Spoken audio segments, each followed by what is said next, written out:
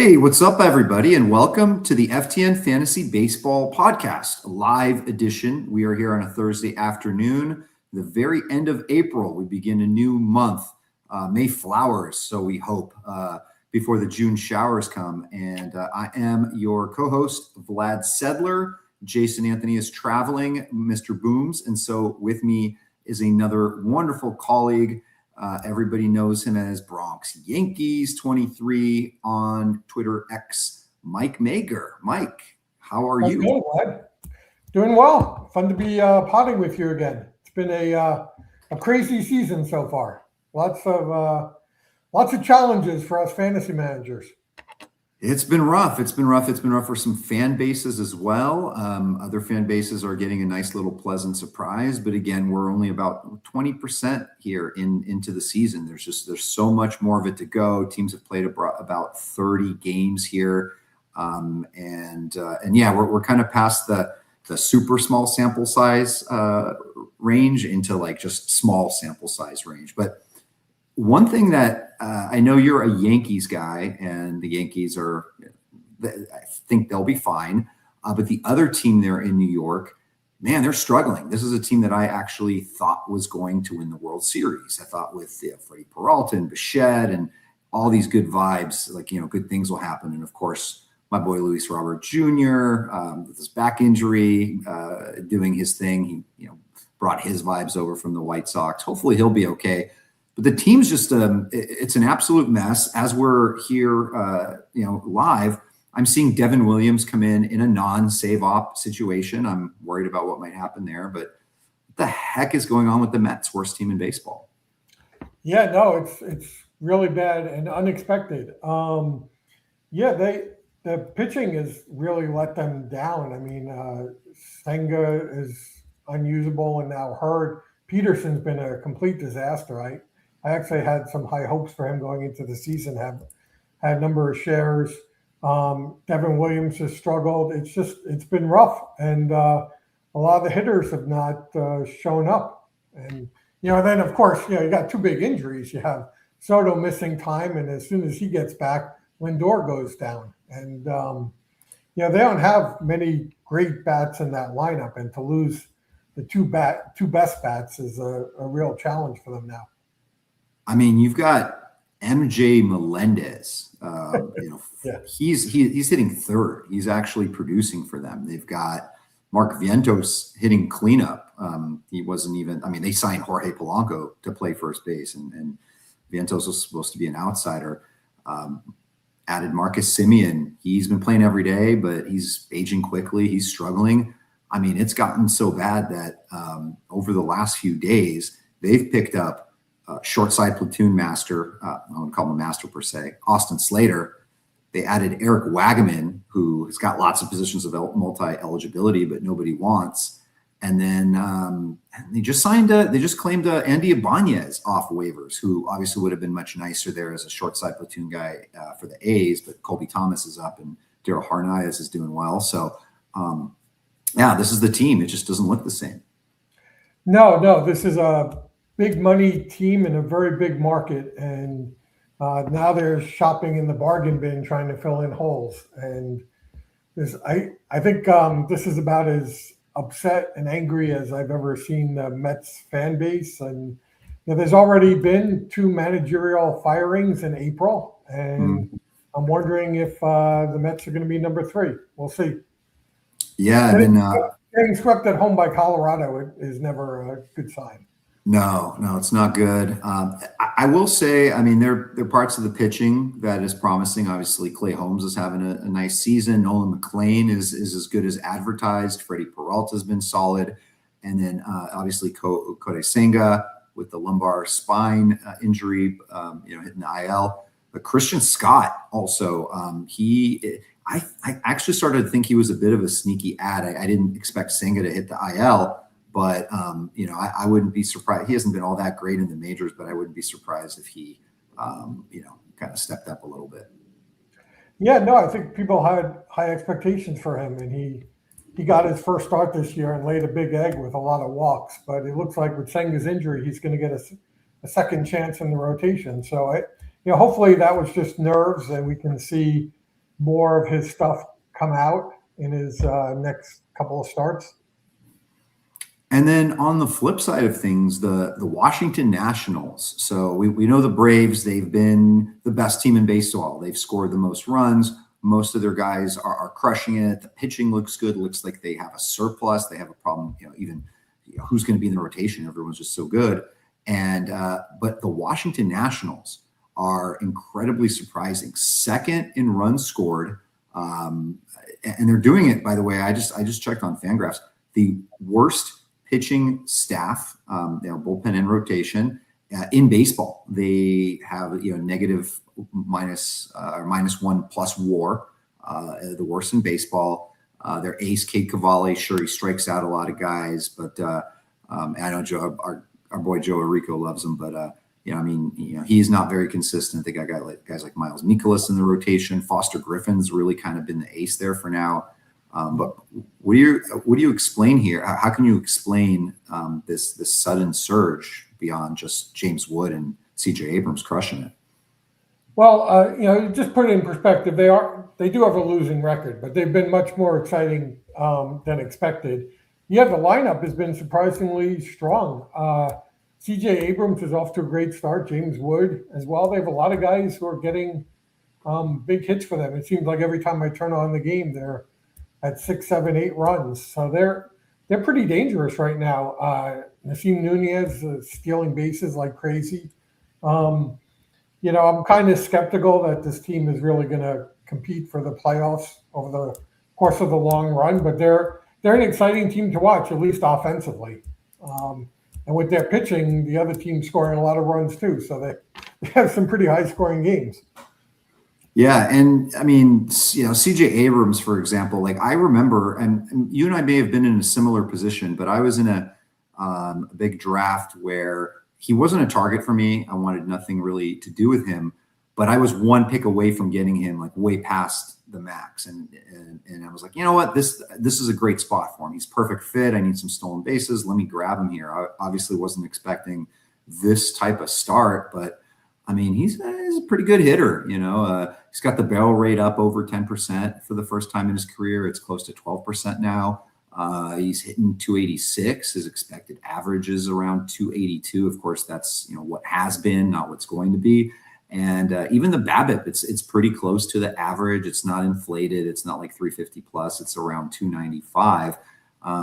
He's at 7 home runs, 5 stolen bases now. Where would you see that ending up? What do you think he'll end up with home runs and steals? Yeah, I'm not sure he's going to be that much more than like a 20 home run hitter. That's where he seems to gravitate towards. I could certainly see the stolen bases rising. He seems to be striking out less and getting on base more. Again, I don't know if he'll keep it up, but if he's a 20-25 player with a 50 plus batting average, that's extremely valuable and very profitable for where he was going. He did seem to slip there. I'm in the same boat as you. I remember one large draft I was in particular where he wasn't a target. He probably should have been, but he wasn't. But he fell, and I was gearing up to take him, and he went like either 1 or 2 picks before me. And boy, that really hurts now. Yeah, it does. Quick question here. Joe G is asking, speaking of the Mets, do I stay with Alvarez in a 12-teamer, or do I add Pedro Paez or Austin Wells? I'm not the hugest Alvarez guy, but compared to the other choices, I would stick with him. I think he's got more upside, and he's going to be hitting probably in the middle of that lineup and playing pretty regularly. Yeah, Alvarez for me as well. I think as long as he's healthy, he's going to end up as a top 10 catcher. I think he's in a slump right now. Remember early in the season, he was crushing it. He was doing it from the 7th, 8th spot in the lineup. Now he's moved up out of necessity, but somebody like Paez is just a little Paez. I know Andy Paez goes by Paez. Paez is a bit of a flash in the pan. And Austin Wells, man, he's a really streaky guy. You obviously know him well. You just know he'll somehow get his 20 home runs. You just don't know when it's going to come. You want to see like some pulse, right? You want to see him like in there. He's starting to barrel the ball, getting hits, and then things like that. But for the most part, I think I would hold on Alvarez. He'll break through the slump soon. Yeah, I mean Wells isn't a terrible second catcher in a deep league because he does have some pop, and being on the Yankees, he'll get the runs and ribbies, but it's going to come with a really weak batting average. And yeah, Pages or Pages, I think Herrera's catching more, and I'm not that impressed with the bat. Yeah. So talking a little bit about this past weekend in Fab, and it was a monster week. There was a lot of spend. I forgot what the average spend was, close to 100 or something like that on average per team in the main event. And the big pickups were Peyton Toll and J.R. Ritchie. And obviously Toll was he was available, I think, in 60 or 70% of leagues, and a lot more than that in 12 teamers. He had that 11 strikeout outing. And then, of course, velocity was down in his last start. They're talking about how maybe it was, kind of overworked in that previous start. And it's always funny, like the dip after, the big pull, right? Like they feel like sometimes they pull you in. He kind of felt like a can't miss. Everything seemed to work with like, oh, Brian Bayo is horrendous. He's got to get pulled from that rotation. He's got a 6 ERA. Oh, now Crochet is hurt. Like, Sonny's Gray's coming back. He'll take his spot, but there's like room for him. So there's him, and he went for well over 200. And then J.R. Ritchie went for almost 200. Actually, that caught me by surprise. I did draft him in my main event in Vegas. I got him in the 29th round. I've held him all this time. I am a big fan of his. I did not expect the prices to go that high. So, what are your expectations for those two? And with Toll, do you think he sticks in the rotation for the rest of the season? And Ritchie, like where did that price come from? Yeah, Toll, I did not get any in Fab. I did have some, for me, fairly aggressive bids, but I wasn't all that close, except for one league where I was fairly close. But that surprised me a little bit that he was consistently over 300. I was thinking more in the 200s, but I really like him. I think he's one of the best prospect pitchers we're going to see this year. Him and Snelling, I think, to me, were the two most appealing young arms likely to be called up. I think his stuff is great. I think he's going to be in that rotation. I mean, either injury or I don't know how Boston can keep rolling out Bello. If it's a choice between him and Toll, it seems pretty easy to me who that Toll should remain in. So the bids were a little higher than I was comfortable going, but I think I can't say anything negative about the player. I think he's going to be very good. Ritchie, I think of as maybe a little tier below, and I was very surprised at the bids. Honestly, I think he's going to be a solid pitcher, but we haven't seen much of him at this level. I don't think he has a lot of pitches, but he doesn't really have the strikeout stuff that blows you away. Obviously, it's a very good team, and it looks like he should have some run. But I was I was kind of expecting low 100s, not aggressively into the 200s in a lot of places.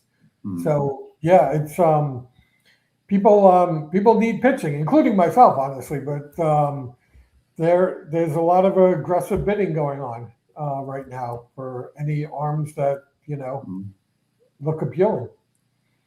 Yeah, and the Braves rotation, it's interesting. So Bryce Elder pitched another gem. He didn't get the win. I believe it was I forgot who, but somebody gave up Piamps. I think Joe Piamps gave up a couple of runs, and then later on in the game, Jose Suarez, I believe, gave up a couple of runs as well. So, but Elder continues to impress. Martin Perez has been serviceable.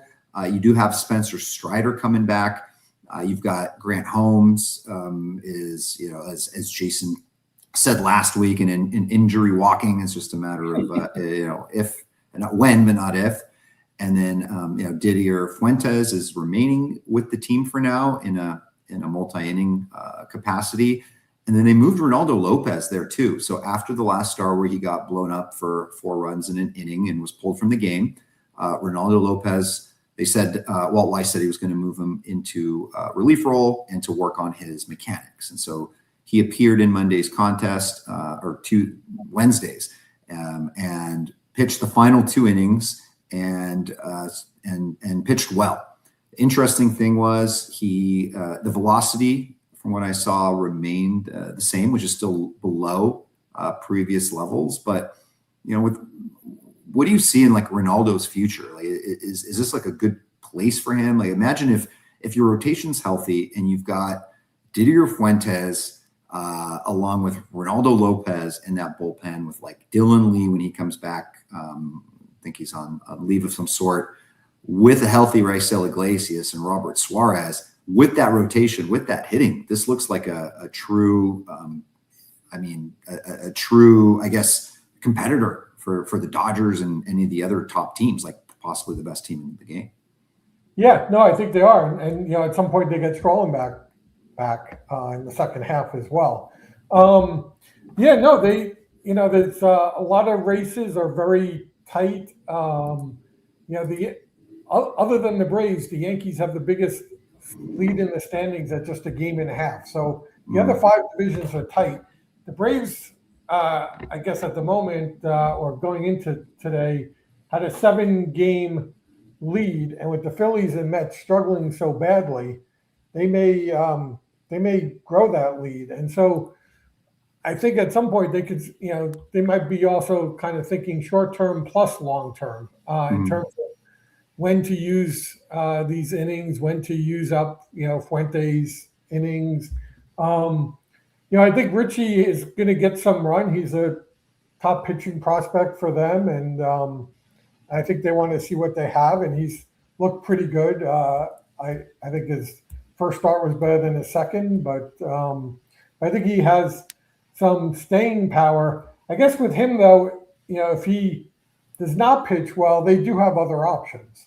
And so I don't think, people should feel like he's going to be definitely be in the rotation for the rest of the year. I think he's going to have to kind of earn his place to stay in that rotation. Ronaldo Lopez, I don't know. I don't see him as a long-term starter, but he has that capability. And, honestly, they could just keep rolling out Martin Perez if they want to. I mean, he, under the hood, as they say, is not particularly pretty. Everyone kind of looks down on Martin Perez, maybe with some good reason, but he, right now he's got a 2.2 ERA and a 1 WHIP in 6 games. So he's getting the job done, certainly. I think Richie could work out for folks, but I think there is still remaining a risk that if he doesn't pitch well, they have other options. Yeah, and so J.R. Ritchie's next start, it comes next Monday, this upcoming Monday, and it'll be in his neck of the woods, his hometown in Seattle. So he'll go up against the Braves, and then the following weekend, basically a 2-start week, he will go to LA to face the Dodgers. So that'll be fun. And in general, I mean, like with fantasy, like it's a long game, right? Like it's all about like you want to catch the wave and ride it, in the beginning, as far as like even with pickups, right? Like how many times do we see, especially if you play 12 teamers, how long it takes for the market to sort of figure out, hey, this is for real. Like we need to pick up this, this guy now, and he'll still be sitting there 2 weeks later. And now after he's done something, he goes for a whole lot more. Or you have some of that, like that lineup matchup trickery. So like Carlos Cortez was the guy that I wanted to bring up, because 2 weeks ago, he was a kind of the sneaky pickup in 15 teamers. We saw his barrel rate up. He's producing. He's doing well. He's got a spot in that lineup. This is before Brent Rooker came back from the IL. And that week when we picked him up, when he was facing 6 of 7 righties, he's a left-handed hitter. That week he did nothing. The following week, where many teams had dropped him, Carlos Cortez went off. He was like the AL player of the week and whatnot, and 3 home runs and looked really, really good. And then you look ahead to this week, they were lined up to face 4 lefties. So you're like, okay, he's probably not going to play too much. But some of our rosters, our 15 teamers, have room for a guy like that. Like, okay, I need a hitter that I think, it's going to be great in the summer, in the park there at Sutter. And, but I'm not going to use him this week. And so I'm not going to start him this week. But, there's a lot of things to take advantage of that, like seeing the schedule and kind of like riding the wave, starting to catch the wave before it takes off, before it crashes on you, so to speak. Yeah, and you use a good example because Cortez was probably one of the toughest decisions that we had this past week in Fab. Mark Winokur and I had him on one of our auction championship teams that we shared together, and we picked up Cortez either a week or two, a couple of weeks ago, and we got the great week, and it was fantastic. But on this team, we have several injuries and a couple of stashes, and so we don't have the roster flexibility. And we were debating what to do with him, and we ultimately had him on a very short string to drop him for Nathan Church, who I think will get a little more regular playing time. I think the concerns we had with Cortez was, he's a platoon bat facing a bunch of lefties coming up, and Brent Rooker was just coming back. So what does that do to his playing time? And, if you figure Rooker is the DH and you got Soderstrom and Butler in the corners, I took a look. Cortez had not played in center field in the majors and hardly at all in the minors. And we just decided if we could get Church at a decently low price, it was under 30, that we would make that swap, and we got Church. So we made that move, but honestly, that could easily come back to bite us if Cortez. I mean, we like Cortez as a hitter, and believe me, if we had more room for him, we would certainly not have dropped him. But that drop could hurt. Let me ask you this. So we were just talking about the Braves. Austin Riley had an incredible spring training. It's the Austin Riley that we've known and loved when he was healthy. I mean, he hit 357, a 450 on base percentage. He was mashing home runs. He had a 27% barrel rate. It's only 51 plate appearances, but nevertheless, and he was a bit of a riser. We loved him, and he's been struggling. He's been mightily cold. He's got a bunch of runs batted in because you're just on that team in that lineup spot. That's what happens. But he's hitting under 200.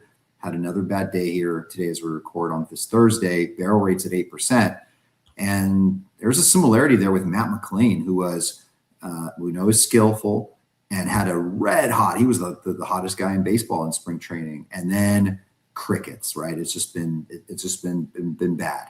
Every time you see 9 runs scored by the Reds, oh wow, he's 0 for 3 with a walk and a stolen base maybe, but it's been bad. So with Riley, obviously we're not dropping him, but I've seen some like, oh, is it time to get off the McLean train? And and I'm a McLeaniac. I do like him, but like, what's the correlation there? Like, why would something like that happen where a guy's just red hot and then cools off? Is it just? What could it be?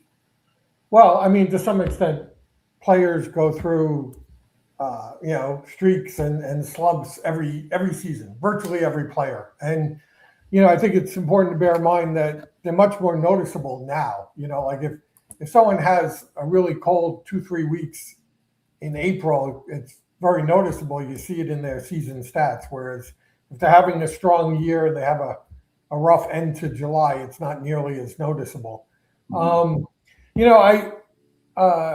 I liked Riley coming into the season. I only got one big share. I'm concerned, but not panicking by any means. Just looking at his numbers now, he's at a career best strikeout rate. He's at a career best walk rate. The hard hit rate is down from the last couple of years, but it's still, into the 40% area. And after having 5 consecutive seasons with a BABIP over 310. His BABIP is currently 238. Mhm. So, you know, that's kind of telling me that he's getting a little unlucky. He seems to be hitting a few more ground balls or a few less fly balls. Definitely leaves a lot to be desired in terms of his performance, but I don't think you panic yet. Mhm. Especially when, you know, I mean, yeah, he did have some struggles the last 2 years, but he also battled injuries. And before that, he had, you know, 3 fantastic years where he provided fantasy managers with, you know, 33 to 38 home runs, always over 90 RBIs, always hitting above 270. He's still a young guy. I think if his health stays, I think the performance will come around. Um, McLean's a tougher situation, I think. I don't think he has the track record. The hard hit is down significantly this year, it looks like. You know, his BABIP is the same as last year, and last year was not too good. I mean, he's running. Cincinnati is showing faith in him, keeping him at the number 2 spot despite the struggles. You know, he certainly had a very good, encouraging rookie year, but during that year he had a 385 BABIP, so he was probably a little lucky to the upside and maybe set expectations too high for when he returned from missing a year. But yeah, I'd be a little more nervous with McLean, but I still think he has time to turn around. And I don't know what people expected for an average. I didn't expect a high average, but Yeah. you'd like to see power with speed, and I think you'll get the speed. I'm not so sure folks will be happy with the final power numbers.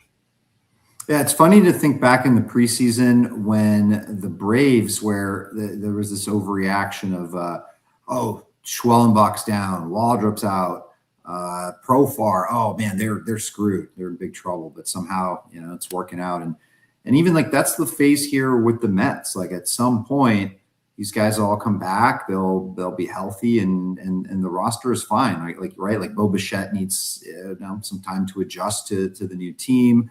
A lot of these guys do. So, like, I think the Mets are, I would say, I don't think they're out of the playoffs altogether, despite their record now, because you just know they're going to go on some hot stretch this summer. It's like, you know, the miracle Met stuff. And, you know, but we've seen this before, right? The Braves from a couple of years ago were just the whole team was snake bit with injuries. And sometimes it's just, you get in a deep hole and it's just hard to climb out of. Yeah, I mean, from what I've seen, I'm not a real fan of their manager, so I'm not. I got some doubts whether this team is going to bounce back or not. I don't think he watches the show. I think you can lay it out straight about Mendoza, yeah, just in case on a live podcast. But yeah, I know. I think Met fans have a reason to be concerned, but there is still a scenario where they get guys back, they start hitting again. You know, maybe, you know, Christian Scott shows us what he can really do. Jonathan keeps developing, gets a call up, and, you know, they need to get the bullpen right. They need Devin Williams and Luke Weaver both pitching well. So I do think they have some hurdles and they have some holes. I didn't particularly like the Nimmo for Semien trade, and I think that's going to hurt them. Vientos is not developing. You know, they said they wanted to emphasize defense, and then they, you know, signed Polanco to play first base. You know, yeah.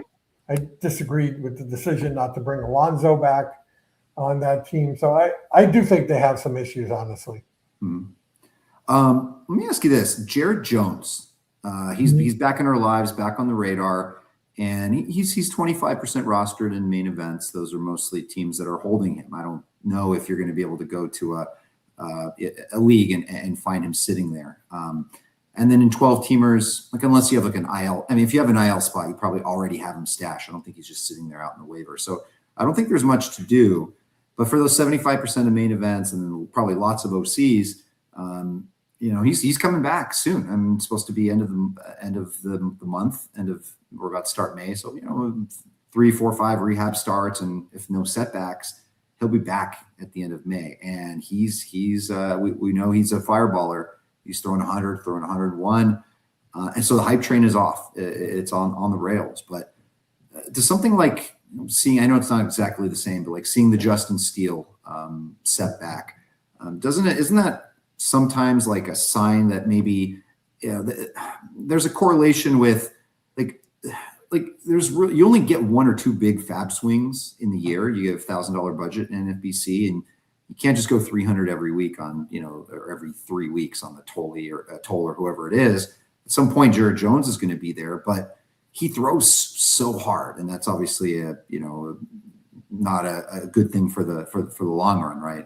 Just not natural and everything. But where do you stand on him? Say everything looks good for him in a few weeks. You really need pitching. He's going to be a competitive bid.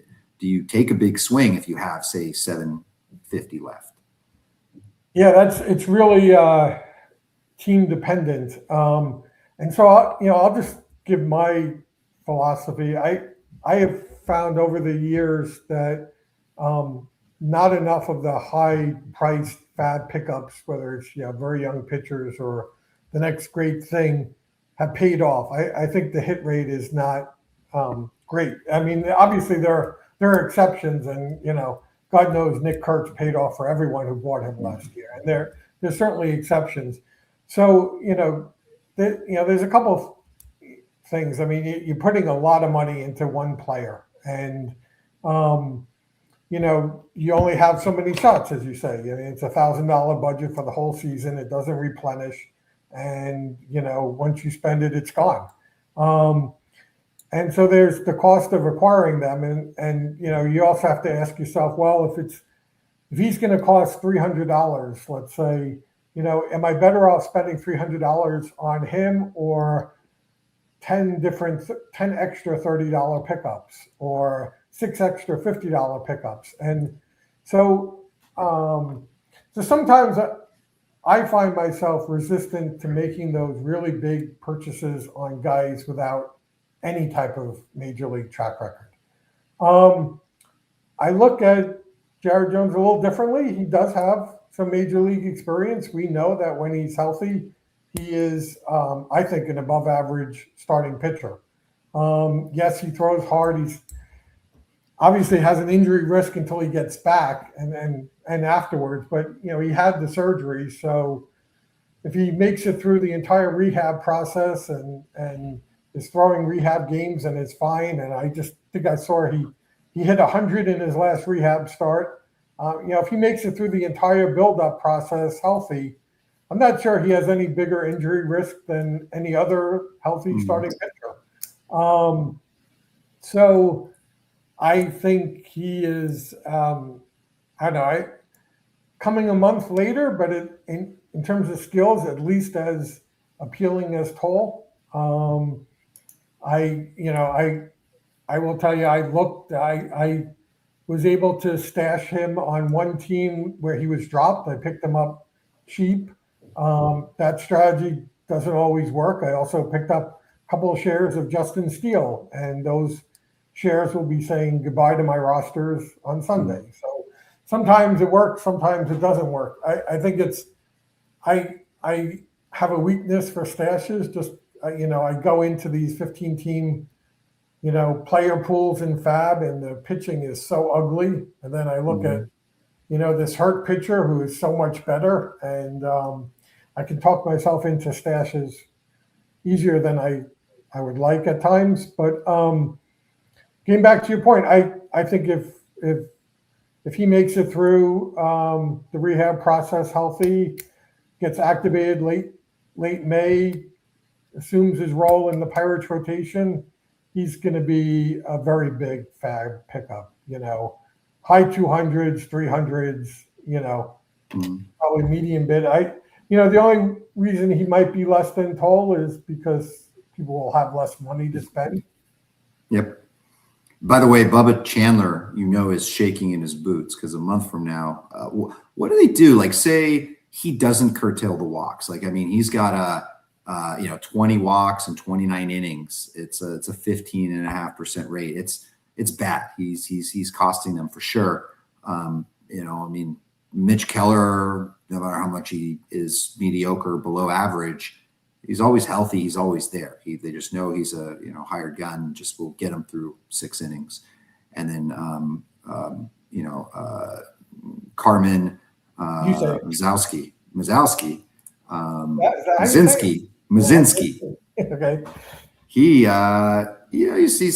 got a rough go. He'll be fine. I mean, Braxton Ashcraft just had like one bad start recently and was coming off, I don't know if it was bereavement or something, but it's a pretty solid rotation. I mean, you had Jared Jones here. He's like one of the homies too. Like, Skeens' his boy. Like he'll be good. I think he's going to go for a lot if he stays healthy. And 75% of leagues, he's going to be a massive, massive target. And then you've got Brandon Woodruff. Velocity was down. So we'll see what happens. He was pulled early in his start here on Thursday. He's down a lot. From what I have him on a couple of teams, so it's not been fun today. But he was down like 5, 6, 7 miles an hour. So that's it's not like down a mile or two. He was down a lot. I did see a report saying he doesn't feel any pain, was just flat today, but I don't know. If you're down that much, that's not a good sign. Yeah.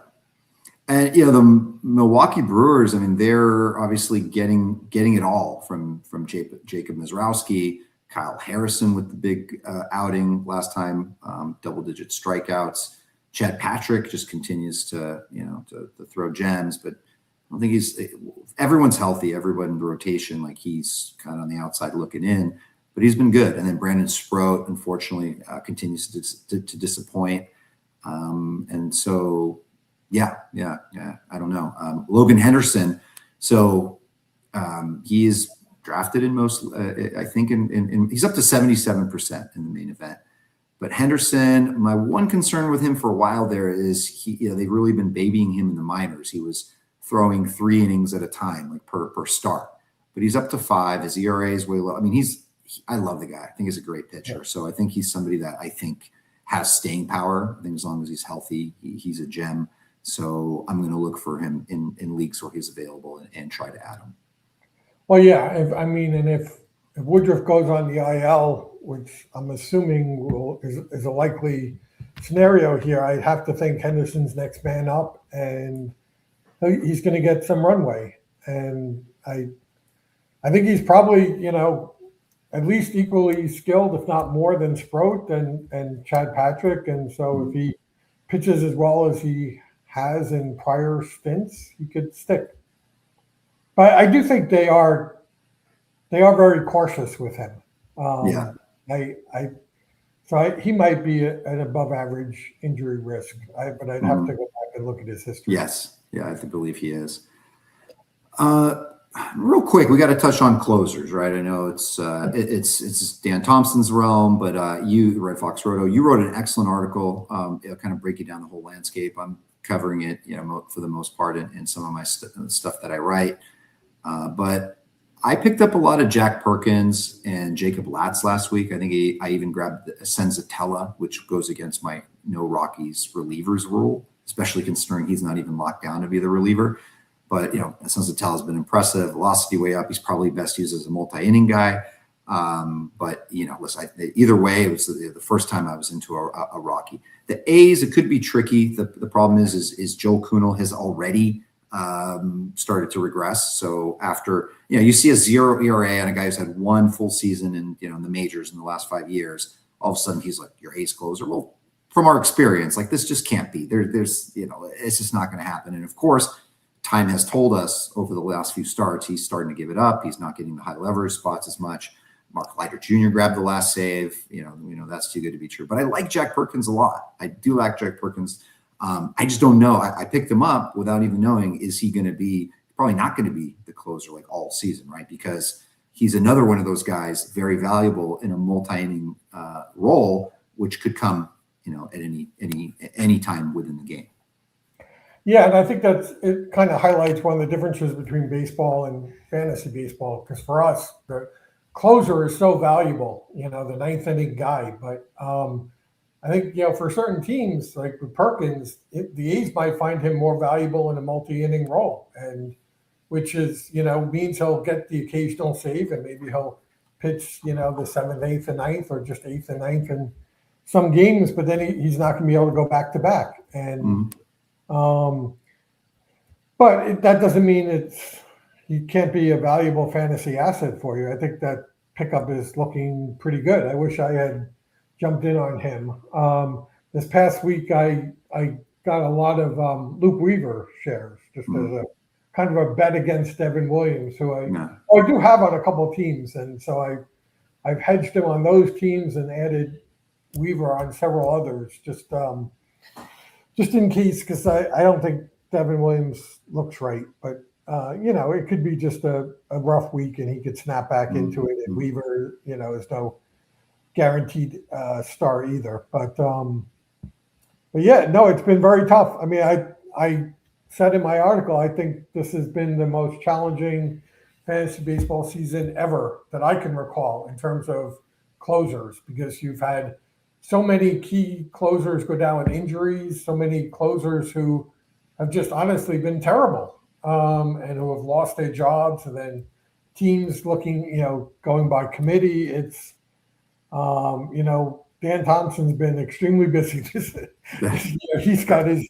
hands full trying to keep track of all that stuff. No, it's really challenging. Every, it seems like every week I'm trying to plug a lost closer in on some team, or hunting for saves in others. And, the one thing I think you have to watch out for is, sometimes you want to get that extra closer spec, but it's, it's dangerous to be dropping healthy starting pitchers for a closer spec, because when you need those, then you lose another starter, and all of a sudden you have too few, and they're really tough to find good quality starting pitching on the waiver wire. So it's a rough balance, but yeah, it's very tough. Or you can just decide to spend $200-300 on the latest closer of the week, and that hasn't worked out particularly well in most cases. So that and it's just been this like revolving door. By the way, the like business, the world, everything, like markets tanking, the world, but the closer analysis business, that's on the up and up, man. If you're a closer guy, business is booming. Yeah, all we had to do was just wait on closers and draft Paul Sewald and O'Brien, and we'd be all set on the team. Yep. And it was funny. So I was just, while you were saying that, I was looking at because I picked up some Jacob Latz, who he's been excellent, right? Like he was supposed to make the rotation. I think he made one start and then moved to the pen, and slowly moving his way up from a couple innings in the after the starter, like a bridge guy. All of a sudden he's up in the it's him and Jacob Junis. If you look at roster resource, they're the two guys. You got the lefty and Latz, the righty and Junis. Junis isn't a prototypical closer, doesn't have the best stuff. So I'm thinking like on Sunday, I'm like, let me get in some Latz. I raised the average, the bid ranges too in the article, and I got some shares, and I think he got a save the other day. I wonder if he can, actually secure the role as a lefty. I know, Schumacher, Skip Schumacher in the beginning of the year wanted to go with the lefty-righty committee of Robert Garcia and Chris Martin. That's obviously been, so long ago. I think both are on the IL. So now you got Junis and Latz. I wonder if Latz can step up. But I will say, so in anything good, you got to always like really dig into the true picture. And so I'm looking at Jacob Latz. I'm not trying to jinx anything, but a guy with 16, almost 17 innings, 13 appearances. He's got a 1.08 ERA, super low walk rates, like at 5%. That looks good. Now I'm looking at the strikeout rate. Okay, it's a little below for what a closer is. It's a little, right under 24%. Swinging strike rate, it's only 10%. Let me see. his velocity should go up when you're a reliever, right? It's actually down, his fastball velocity. Then I'm looking at a 1 ERA, comparing it to a xFIP Sierra that's closer to 4, and then I see a .098 BABIP. So I don't know. That's kind of scares me. Yeah, no, I mean, I think he's a good pitcher, not a great pitcher. I think, and he's certainly not as good as his surface stats indicate. And I mean, same probably could be said with Junis. I mean, Junis doesn't have strikeout stuff either, although Junis has done historically a good job limiting hard contact. So neither one of them really has closer stuff, but the fact is you look at that roster and no one does. So, I mean, they're the best of the lot. And managers tend to ride the hot hand, although as someone who picked up Junis on 2 teams a couple of weeks back, he had the hot hand with 3 saves in a week and hasn't gotten a chance since, I think. So you just never know. Given the fact that he's a lefty, I don't know that he's going to become the full-time closer. Although, if Junis has a poor week or two, they might not have any choice. I mean, that's just what they have. They're trying to compete without a traditional closer. Although, again, like Perkins, I think the manager also sometimes sees value in being able to use Latz for more than 1 inning, which makes it tough for him to get every save. It's really funny how years ago in NFBC, these closer specs, you grab them a week ahead of time. You get them for less than $4. Now for closer specs, guys that aren't even closing, it's just a testament to the market here, how bad it is. Guys like Latz, Perkins, and Sensatella are going for like 20 to 40 on average. It's wild.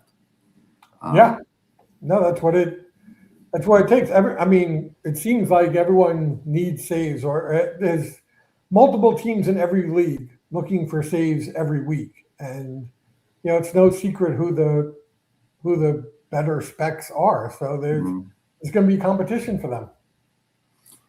Let's wrap up our discussion here next 10, 15 minutes on, it's an article I wrote, just some conversation around it. It's about just looking at power metrics and how we can use it from a productive point of view, get some, predictive power, right? We all need power. We know who the big dogs are. It's, Tani, Judge, O'Neal Cruz, like these guys, they hit the ball hard. The article basically talked about, the things that we probably all look at, but I'm looking at barrel rate. I'm looking at hard hit rate. I'm looking at average exit velocity. I don't look at max as much. That's just me personally. I like to see isolated power, how much of these are going for extra base hits. So I'm looking at all that. And then, I just put an article together, we sorted by barrel rate and just kind of dig it into these guys. And one of my first takeaways was, like my personal outlook on a couple of guys like James Wood and Nick Kurtz, who were, 3rd round, 2nd round targets, but they had like their flaws, right? They were guys that we know they have massive power, going to hit a lot of home runs, but they could be streaky. They're 30% strikeout guys. Wood laid the majors in it last year. And so there's a little bit of risk with that. And how you treat those guys. Like, are we, if Wood just has like an all-timer Cal Raleigh type season, are we going to be like, oh, we got to ignore, those downswings and average and just really, just get who gets the ball hard. But like, how do we adjust based on things that happen during the season and, to make sure also that we don't, overreact to just one season sample size of something? It's, it's tough. I mean, I'll confess, these are the types of profiles I tend to rank lower than maybe others.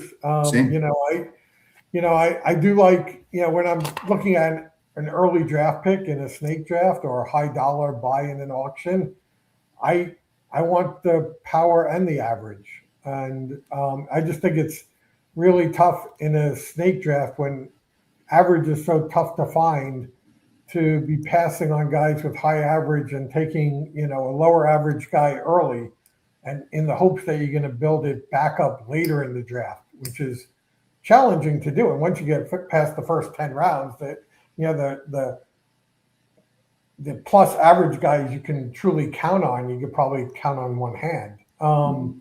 So, I look at some of these guys with 30% strikeout rates, and I tend to discount them. And I think I probably discount them too much. I mean, I'm looking at Murakami, who's killing it, and I have no shares. And right now, I would happily trade his strikeout rate and average to get his power on a bunch of teams. So I don't know. I think maybe sometimes I'm so hyper focused on identifying flaws that I'm maybe not giving enough weight to what could go right, and those trade offs. But yeah, I think Wood is really impressive so far. I mean, in particular, he's just off to a great start, better than I certainly expected. But again, I think also, can they do it for 6 months? I mean, it's hard to imagine that other teams aren't going to adjust to this, and can they adjust back? And you mentioned O'Neal Cruz, who's killing it now. He was also really good the first half of last year, and then his average tanked, his power went with it, and he still had, I don't know, I want to say like maybe 20 homers and high 30s, 38 stolen bases, if I'm remembering correctly, but came with a 200 average. And so, I guess that's the worst case scenario. But again, if these guys are all still young and can improve, and to the extent they improve and cut down on the strikeout rate or hit more fly balls, the sky's the limit with some of them. Yeah, I think there's also some value in zigging when you see the market zagging, right? Like even that, I don't know, you probably didn't see it, but that like Mr. Beast, like red blue question button, where if you hit the wrong one. Anyways, it's funny. The majority got it wrong and basically would have disintegrated the universe, and all they had to do was actually read for a second and realize you had to press one button, not the other. That would have saved everyone. Anyways, it's just a nice little mind trick, but just got to go against like where you see everybody, not automatically needs to be like a discipline, process, a decision, but just I'm thinking back to like Murakami, where everybody is like, oh, look at this one, thing. Oh, he can't hit, what was it? Anything over 95 in Japan, whatever, right? And that tanked his price. So this is a guy that was going at 160. All of a sudden he's going at 230. Like the train just went down and that's it, right? Like, but that profile, it's all the projection systems still had him for 30 plus home runs. You were expecting not a high average anyways. So, if it fits your roster construction, you don't already have like a Wood or O'Neal Cruz or whatever, like he's a perfect fit.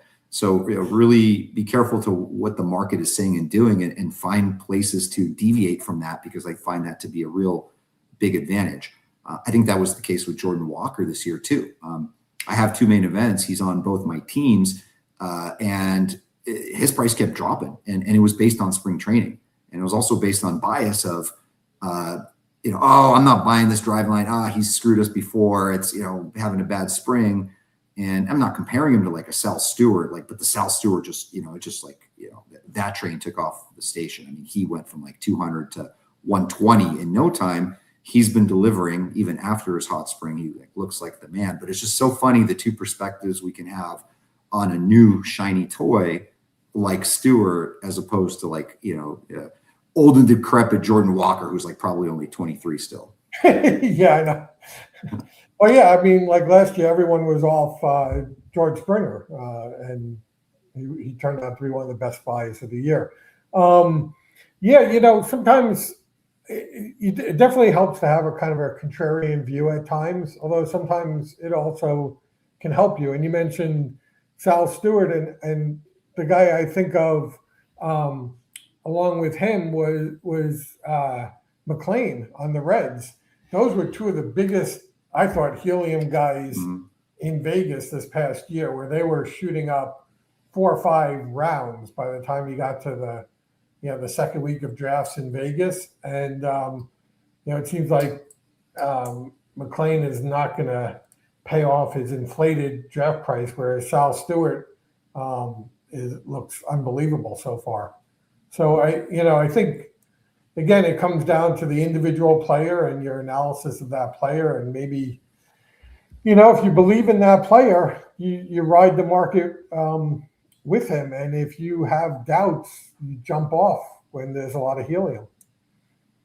Yeah, and one thing that you can do, and I know sometimes this backfires, but this is something I'm doing every year in my December article where I'm looking at late round values. Like I'm looking at these power metrics, these power rates, and I'm getting off the qualified on Fangraphs. I'm going down to like smaller samples, maybe guys that didn't quite qualify, but they're hitting the ball hard every year. And if they just have a year of good health, good things are probably going to happen because they are hitting the ball hard, because they're launch angle, whatnot.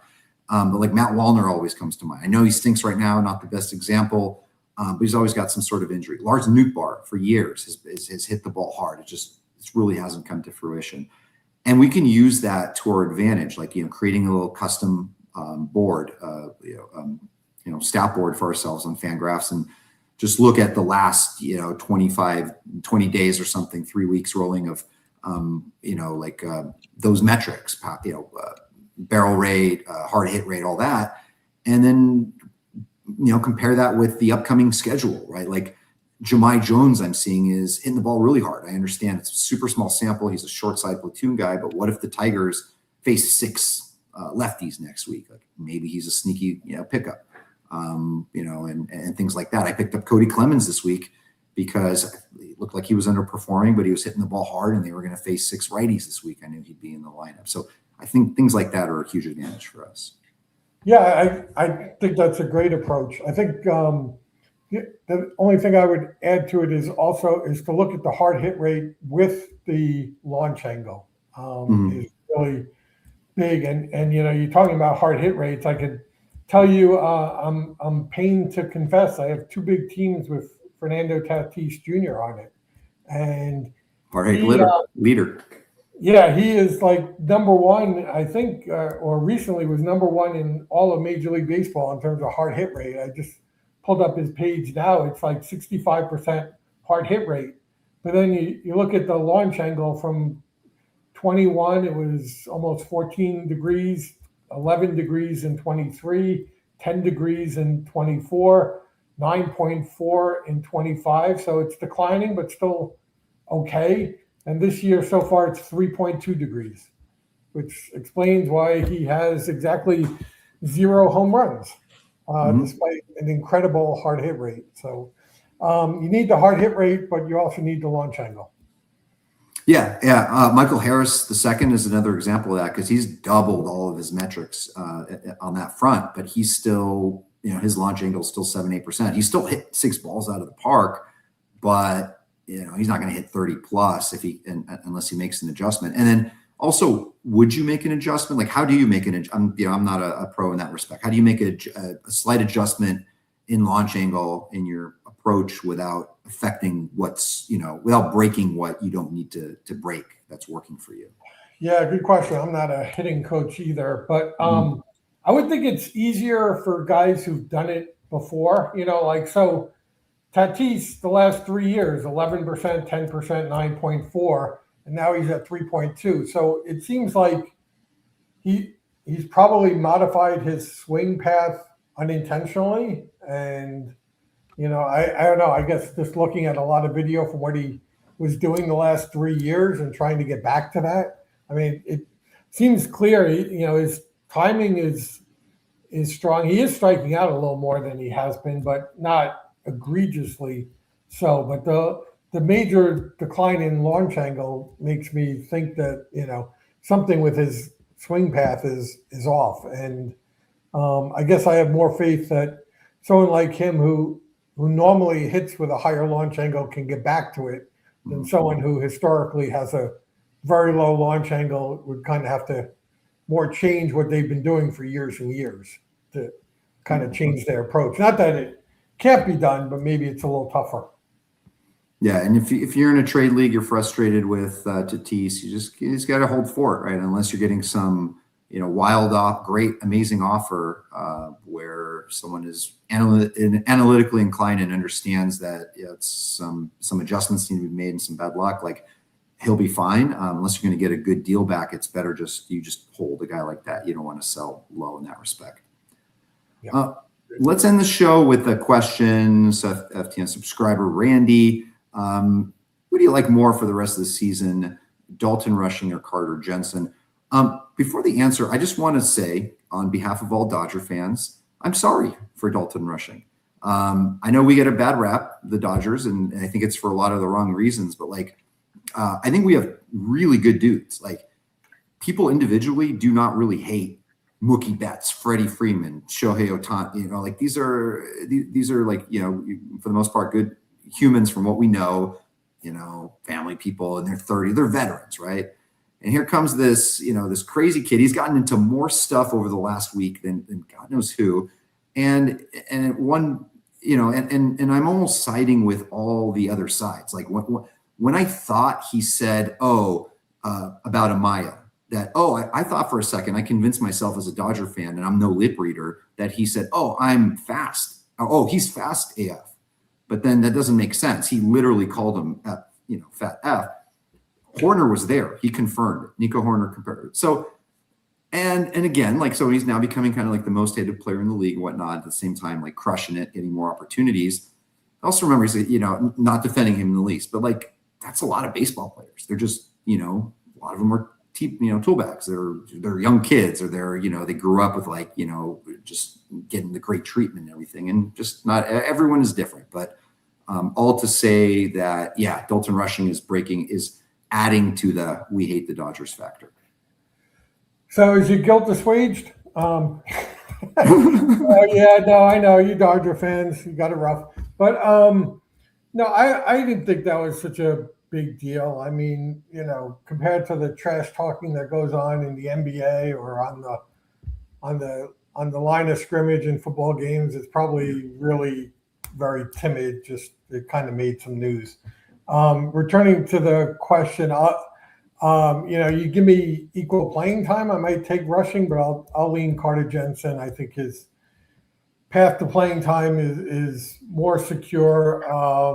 When Freeman's healthy, Freeman's going to be playing first base. When Ohtani's healthy, he's at DH. And when Smith is healthy, he's going to be catching most games. And so, Rushing has put together some amazing stats with very limited playing time, but, it's tough to hit like that when you're playing 2 games a week. And so I'll stick with Jensen.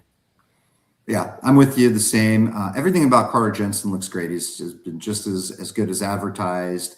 And it does come down to the playing time. If you had a Will Smith is out for the year type situation, knock on wood, then you've got a different story. But yeah, I agree. Yeah. Anything else major to wrap up, or kind of covered a lot there today? Yeah, no, the only thing I'll say is, it's, as you alluded to earlier, we're at an interesting time in the season where it's still very young, very early. We have 5 months of baseball to go. A lot's going to change. Things that we can't even have expected are going to happen. And, the stars of this season are unknown to us at this time. But we've definitely moved away from the small sample size. But what I find really interesting, other than, in addition to fantasy, is just the standings are wild. Right now, the Mets and Phillies have the worst records in baseball and tied in last place. You got the Astros in last place with the fewest amount of wins in the American League. You got the Red Sox in last place. It's the Athletics are currently in first place above the Mariners. Only recently did the Dodgers, get back ahead of the Padres, who are right there with them. The Cincinnati Reds are leading the NL Central. And while their record's nothing great, the Miami Marlins are in second place. So just, go figure. I mean, I think it's going to be a real fun baseball season. A lot's going to change. And maybe, take a look at the standings and you realize, it's still early and there's still a lot of Mm, normalization and regression to come. yeah. Yeah, and it's great for baseball. If we're 3.5 months down the line and you just have all these, first of all, you have new blood, teams that haven't been doing that well, all of a sudden are in the mix, and just the races are closer. It just makes for just an all around better time. So hopefully they figure things out in the off season, because I don't even want to think about that now. I just want to enjoy the ride. Yeah, let's enjoy this season to the fullest, and then we'll cry and whatever. Yeah. So I think good takeaway from this week's episode is uncover some gems for the week, for the upcoming week. If you're looking to stream, you're looking for some power or speed, really dig in there. Use the tools that are available to you. It's free for everybody. And be careful on the big spends. Be careful on the big spends. Takes out a big chunk of your budget, and pitchers are inherently, it's all a matter of when, not if, for all of them. Yeah, and I think it's now time to really dig into your teams and start addressing deficiencies. I mean, I think it's easy to write things off or not get too hung up on the standings the first couple of weeks. I don't. I pay very little attention to the standings. We're early in the season. I don't want it over influencing me and stuff. But we're beyond the small sample size now, so a lot's going to change. But if you've got deficiencies, now it's time to start getting serious. Yeah, and along those lines, Mike does have a wonderful article, a great 3-step plan, very detailed on how to address those type of things early in the season, how to fix your fantasy teams, essentially. You can find that at ftnfantasy.com. That's where you can find Mike and I, the rest of the team. If you haven't yet subscribed, during the week, we'll help you set lineups. We've got amazing projections, and we'll also help you on the weekend figure out the best pickups and who to drop as well. So ftnfantasy.com. On behalf of Jason Anthony, the FTN team, for Mike Mager, I'm Vlad Sedler. This is the FTN Fantasy Baseball Podcast. We'll talk to you next week.